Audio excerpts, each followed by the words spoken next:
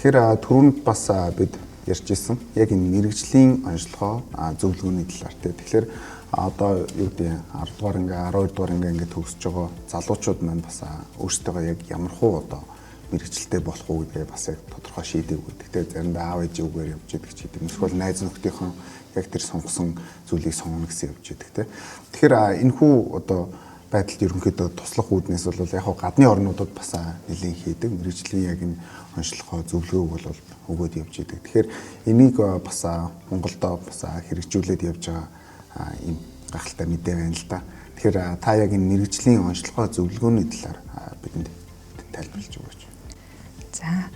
Тэгэхээр манай санхүү эдийн засгийн их сургуульд орохоор төлөвлөж байгаа оюутнууд маань бүртгүүлснийхаа дараагаар мэрэгжлийн онцлогоо зөвлөгөөнд хамрагдах боломжтой байдаг.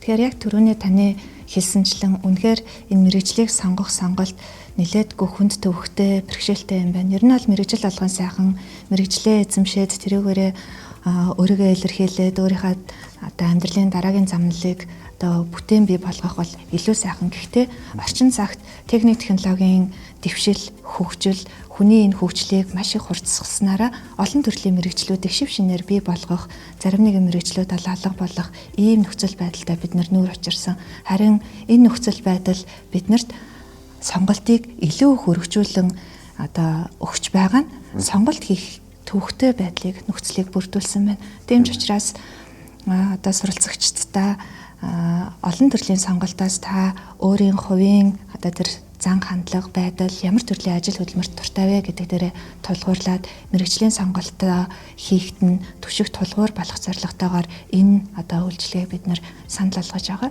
Тэгэхээр энд хоёр төрлийн онцлогооны тест сорилыг оюутан суралцагч маань ажиллах боломжтой. Нэг нь бол Оросын эрдэмтэн Климовын одоо бүтээсэн хөдөлмөрийн онцлогт тулгуурласан юм тест байна. Харин нөгөө нь бол Америк эрдэмтэн карьер зөвлөх Жон Холландын хувь хүний онцлог зан чанарт нь тулгуурласан юм одоо хэв шинжтэн тохирох ажил мэргэжлийг санал болгох сорил байдаг. Тэгэхээр энэ хоёрыг ажиллаад одоо олон төрлийн сонголтоос аль нэг илүү их өөртөө хамаатай хэрэгтэй гэх сонголтыг одоо олохдоо энэ сорилуудыг ажиллах юм бол илүү түшигтэй тулгууртай байх болов. Тийм байна.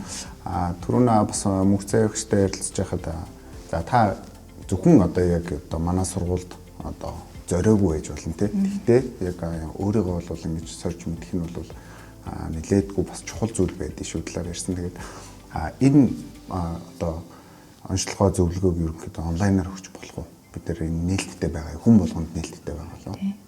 Манай сургууль бүртгүүлээд одоо бүртгүүлсэн байгаа тэр хүүхдүүдэд сорил нээлттэй, хоёр төрлийн сорил нээлттэй. Харин